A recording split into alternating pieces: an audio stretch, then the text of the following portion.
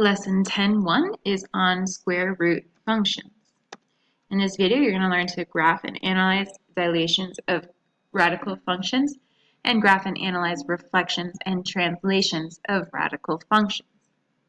Okay, so vocabulary for this section includes square root function, radical function, and radicand.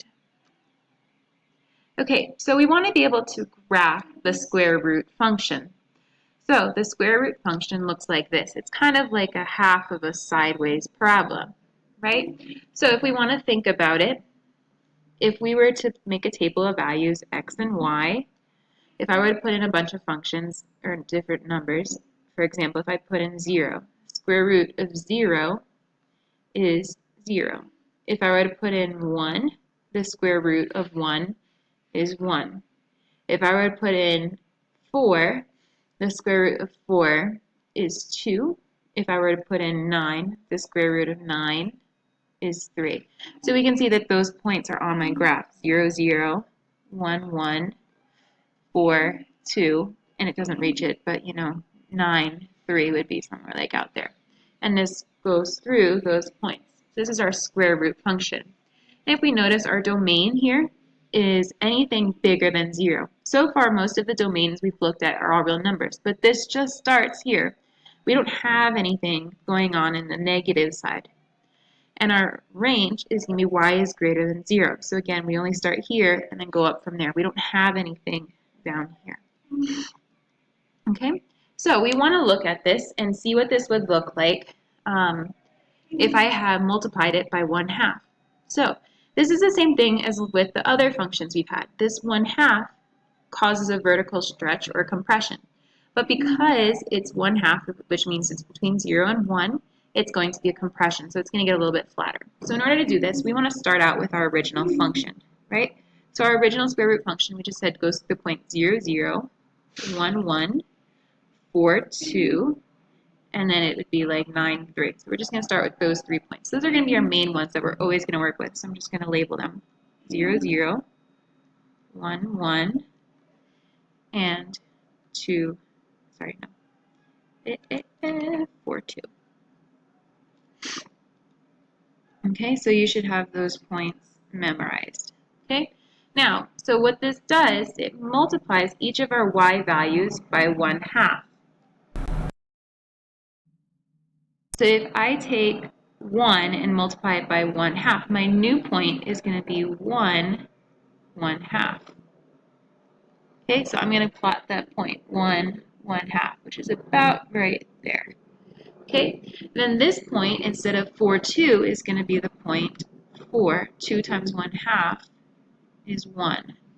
So I'm going to graph the point 4, 1. That's that one there. And 0, 0, if I multiply 0 by 1/2, it's still 0.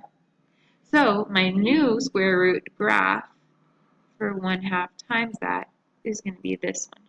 It's a compression from what it was, which was originally up there. It's like it got pushed down, it got compressed. Okay, so we want to say our domain and range. So our domain here is still, well, we're starting here and then continuing there as far as our x-axis. So it's going to be x is greater than or equal to 0. And then our range is going to be such that it starts here and then it goes up from there, right? It goes upwards. So our range is going to be f of x, or y, right, is going to be greater than or equal to 0 as well. Okay?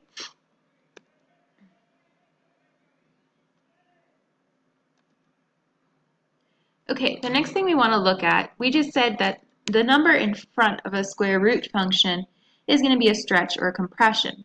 Okay, but then we also can add or subtract inside and outside our functions. So just like before, this would be considered the h is inside, and it's going to make it move left and right.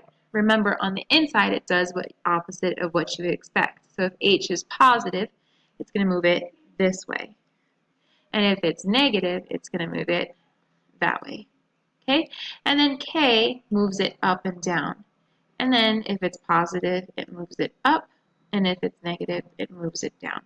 Okay? So if we look at this, we want to look at this and compare it to the parent function. Our parent function is still going to be our points 0, 0, 1, 1, and 4, 2, starting with those three. This is our original graph. And I want to know what happens when I multiply by negative 1/2. So that negative, it still makes our values go, it makes it flip over the x-axis. So that makes this a point, flipping these over to the other side. So what this does, this comes from our negative. But our half, it multiplies each of our y values by 1/2. So this one here, instead of being negative 1, it's going to be negative 1/2. And this one, instead of being 2, it's going to be at the 1, all the negatives. Okay, so that's what this 1/2 is doing. And 0 still stays at 0. So now our final graph is going to do something like that. Okay, and we do want to state our domain and range again. So our domain here is x is still greater than or equal to 0, right? It still starts here and then it increases going on. But my range, because it flipped over, now my range isn't bigger than 0. Now it's less than 0, right? Because our graph is down here. So my range is going to be f of x is less than or equal to 0.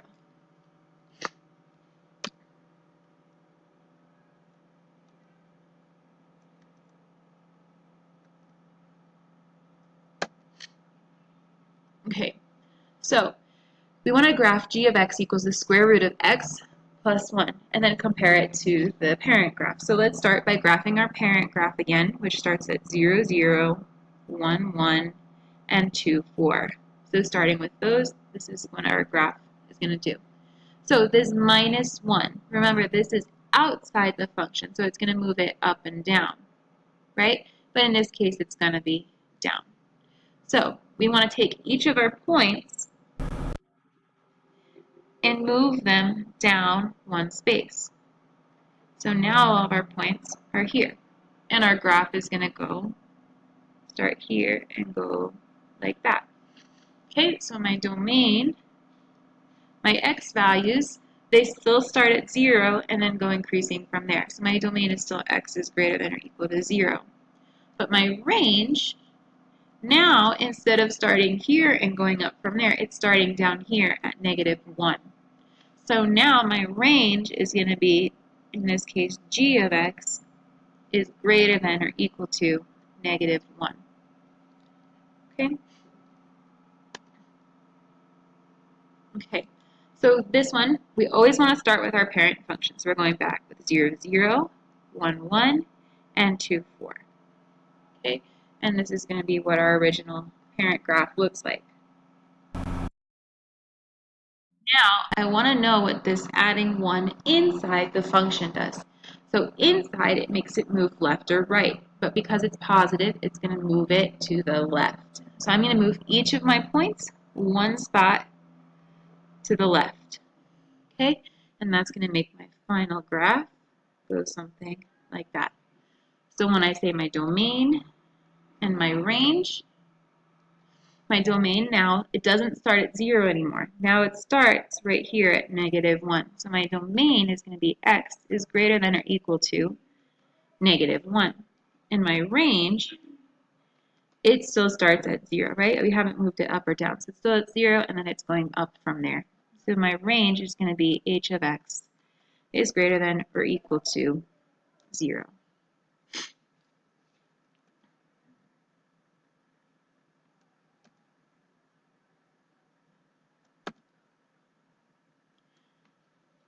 The speed of a tsunami in meters per second is given by the function s equals 3.1 square root d, where d is the depth of the ocean water in meters.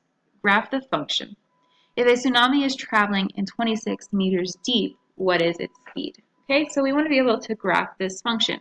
So we want to ask ourselves, well, what are we doing? What does the 3.1 do? And that's going to be a vertical stretch or shrink by a factor of 3.1.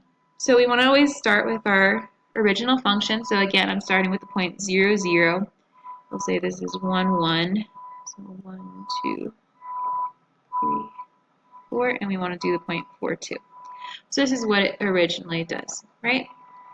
But we want to multiply each of our y values by 3.1. So if this was originally 1, 1, multiplying that 1 by 3.1, now it's going to be at the point 3.1. So that's going to be somewhere here.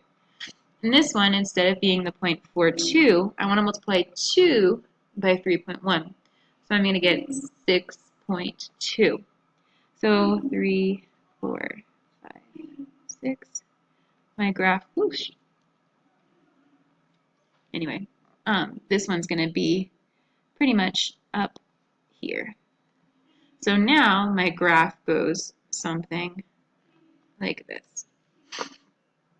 Okay, so the next part, it says, if the tsunami is traveling in water 26 meters deep, what is its speed? Okay, so they want to know when d equals 26. So I'm just going to put in 26. So speed is going to be 3.1 times the square root of 26. And this one doesn't have a perfect square, so you can use your calculator for this one. So I want to figure out what's the square root of 26. That's 5.099. And then I take that and multiply it by the 3.1. And in the end, after I multiply all this out, I get my speed is 15.81. And here they say that this is in meters per second. So we should say meters per second. Okay.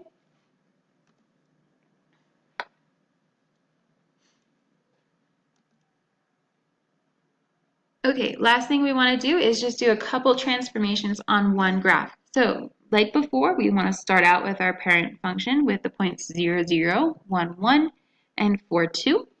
This, we want to do compressions or flips first. So looking at this 3 stretches it by a factor of 3. So multiplying the point 0, 0, multiplying the y coordinate by 3, it still stays there.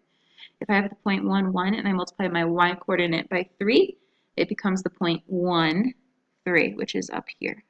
Okay? And if I have the point 2, 4, multiplying my y coordinate by 3, it makes it up to 12.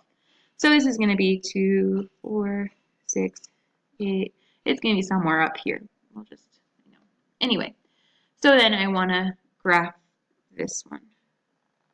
And I get some exaggerated shape. Okay, so I want to say my domain and range. My domain, oh, I haven't finished, sorry. So that just takes care of the stretch. I also want to do my shift. So that -2 is going to move each of my points forward 2 spaces. So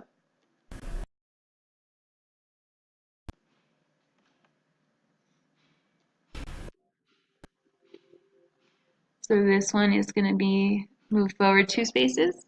This one is going to move forward 2 spaces. And this guy up here is also going to move forward 2 spaces. And so my graph, my final graph, is going to go something like that. It should be a little bit more curved. It's just hard for me to draw on here. So my domain is going to be my x values, right? So my x starts at 2. So my values are all going to be greater than or equal to 2. And then my range, it's still starting at 0 and going up from there. So I'm still going to have y is greater than or equal to 0. And that's my domain and range. And that is the end of 10.1.